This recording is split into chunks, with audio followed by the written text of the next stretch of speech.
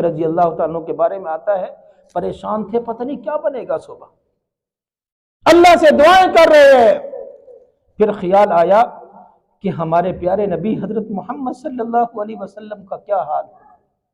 अपने खैमे से निकलकर आप सल्लल्लाहु अलैहि वसल्लम के खैमे की तरफ बढ़े, पर्दा उठाकर देखा कायनात का नबी सजदे में पड़ा हुआ रो रहा है, अपनी उम्मत के लिए दुआएं कर रहा है। अल्लाह, ये मुट्ठी भर बंदे बड़े कीमती हैं, अल्लाह इनकी हिफाजत फरमा।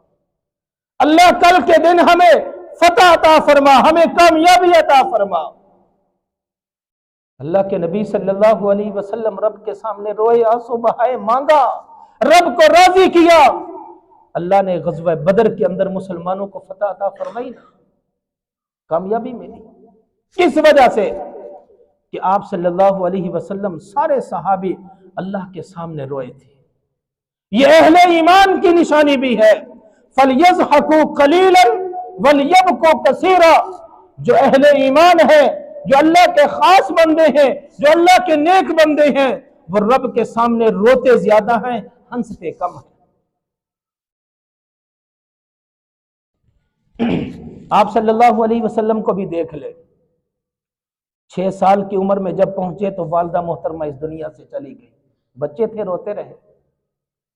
8 साल के हुए दादा इस दुनिया से चले गए, नबूवत का ऐलान किया, अपने भी बिगाने हो गए। मुशरिकीन मक्का ने बड़े जुल्म किए, रोते रहे, आंसू बहाते रहे, रब को मनाते रहे। हजरत आयशा सिद्दीका रज़ी अल्लाह ताला अन्हा फरमाती हैं कि मैंने एक रात आप सल्लल्लाहु अलैहि वसल्लम के बिस्तर मुबारक की तरफ देखा तो आप सल्लल्लाहु अलैहि वसल्लम अपने बिस्तर पर मौजूद नहीं थे। मेरी आंख लग गई, कुछ देर